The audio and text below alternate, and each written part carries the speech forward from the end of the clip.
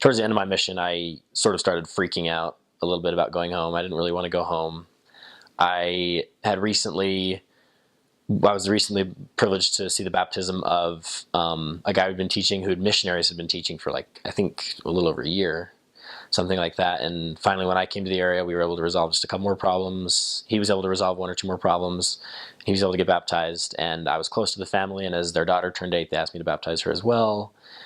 Needless to say, I loved this family. And I don't know, I just felt like I needed to be close to them. I needed to be around because I was the missionary that kind of wrapped the ends up and everything, and I didn't want to be apart from them. And so I had kind of a hard time realizing that I was only a couple weeks away from going home. And one night I was thinking about that a little too much, and I just sat there and I just couldn't fall asleep because I was thinking about them. And I remember I was sort of sitting up in my futon. We slept on mats on the floor, but and another greenie missionary was in the same apartment with us. I think it was his first or second transfer, and I think he knew that I was awake, and he was sort of sitting up in his futon too. And I couldn't tell because it was dark, but I think I knew the whole time that I was sitting there thinking about this, that he was awake as well.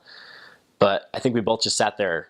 I think he just knowing that I was thinking about something, and me just thinking, and for quite a while, I think pretty late into the night. And then eventually he could definitely recognize that something was wrong, and so he just asked, and he said, was there something wrong? What are you thinking about? And I was just glad that he sort of had the intuition to just kind of stay up and talk to me, because I really needed to be talked down at the time.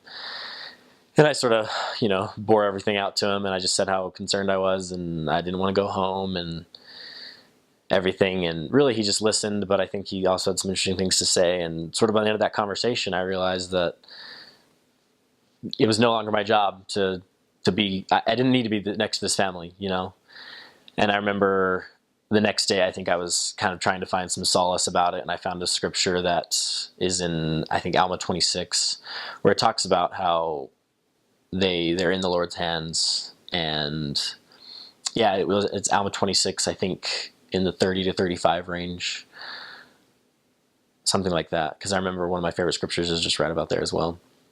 And it just says how he'll protect them when the storms come and everything like that. And that was a lot of comfort to me. And from that point on, I felt like that was sort of the turning point where I was finally ready to come home when the time came. I realized I'd served, I'd done what I needed to do. I'd been in a couple areas where I talked to people who I felt like I specifically was meant to talk to, and it just all came together. And I was really glad that, this little greenie, kind of whatever reason, was prompted to kind of stay up and let me chat with them a little bit. And that was a good turning experience for me. And I was finally ready to come home, and felt good.